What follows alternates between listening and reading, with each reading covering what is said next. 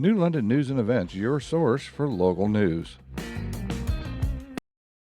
Good evening, everybody. Steve here with a report from this evening's Village Council meeting. First up, in the public comment section, there were several residents there to speak out about the proposed rezoning for the properties at 118 East Main Street and 26 East Washburn Street to go from R1 to R3 multifamily.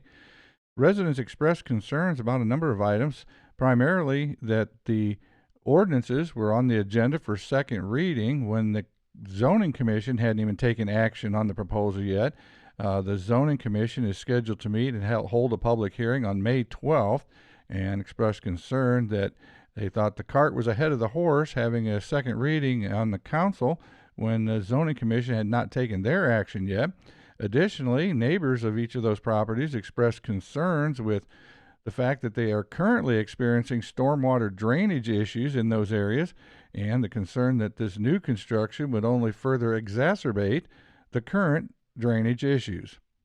And in the administrator's report, Sean noted that water needs continue to grow. Rural Lorraine, being our biggest water customer, has increased demand, and the plant is currently running at 21 hours a day, so nearly maxed out on production for clean water. So they're looking to increase the treated water storage capacity, and the idea is to build an additional 250,000 gallon water storage tank that would add to the 500,000 gallons of storage currently in the water tower.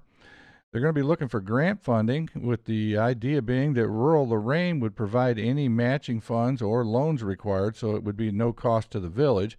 Council did approve starting the request for proposal process to identify the cost and preliminary engineering. Also at the water treatment plant, the granular activated carbon media in the water treatment plant is nearing end of life. This is used to filter out the PFAs, commonly called forever chemicals, and trialomethanes, which are a byproduct of the chlorinization process from the water. Cost to replace the media in all 4 trains at the treatment plant is going to be about $110,000.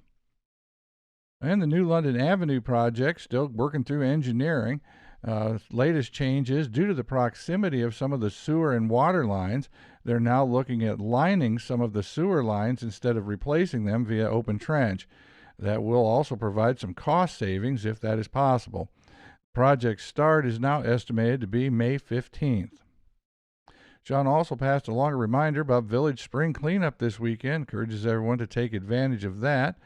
Councilman Michael Krabs noted that he'll be down there on Saturday to help out and to just see how things go from 7 to noon on Saturday.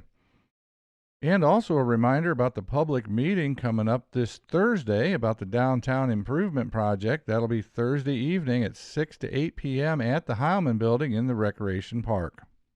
In legislative action, Council passed the third and final readings of the ordinances increasing the water and sewer and sanitation rates, so those rate increases will now go into effect. After the public comments at the beginning of the meeting, Council voted unanimously to table the 2 ordinances that would have rezoned the properties at 26 East Washburn and 118 East Main Street.